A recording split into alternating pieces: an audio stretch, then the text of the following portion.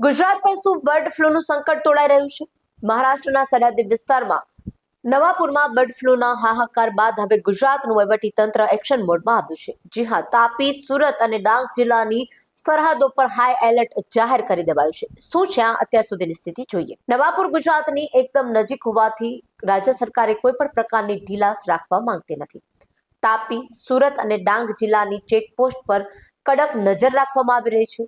મહારાષ્ટ્રથી આવતા મરઘા કે ઈંડાના પરિવહન પર હાલ પ્રતિબંધ જેવી સ્થિતિ સર્જાઈ છે.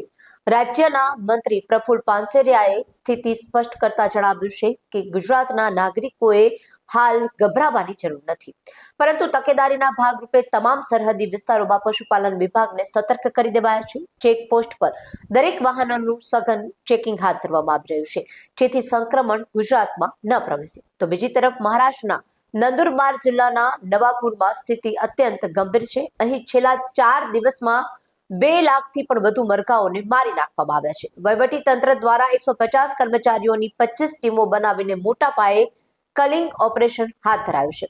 નવાપુરમાં ત્રીજો મોટો રોગચાળો છે, જેના કારણે મહારાષ્ટ્ર સરકારે લોકોને હાલ ચિકન અને ઈંડા ન ખાવાની કડક અપીલ કરી છે. ચેપ વધુ ન ફેલાય તે માટે 5 કિલોમીટર ત્રિજ્યાના આવતા તમામ ફાર્મ પર બાજ નજર રાખવામાં આવી રહી છે.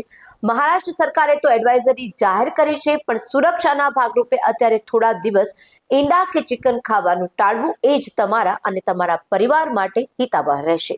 યાદ રાખજો, અફવાઓથી ડરવાનું નથી, પણ સત્ય જાણીને સાવધ રહેવાનું છે. જો તમારી આસપાસ પક્ષીઓના અચાનક મૃત્યુ દેખાય તો તરત જ સ્થાનિક વહીવટી તંત્રને જાણ કરો. સાવધ રહો, સુરક્ષિત રહો. આપના પોતાના પ્લેટફોર્મ લલકારને લાઈક કરો, ફોલો કરો, સબસ્ક્રાઇબ કરો અને શેર કરો.